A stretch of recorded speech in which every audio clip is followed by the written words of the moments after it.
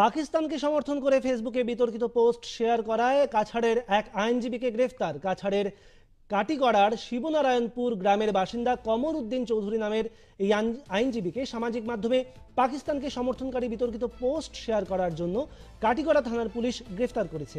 পেশায় একজন আইনজীবী কমর উদ্দিন ফেসবুকে অত্যন্ত সক্রিয়, সামাজিক কাজেও যুক্ত রয়েছেন তিনি। তাকে পুলিশ আটক করার ঘটনায় এলাকায় চাঞ্চল্য ছড়িয়েছে। বর্তমানে কাটিগড়া থানায় পুলিশ তাকে জিজ্ঞাসাবাদ চালিয়ে যাচ্ছে।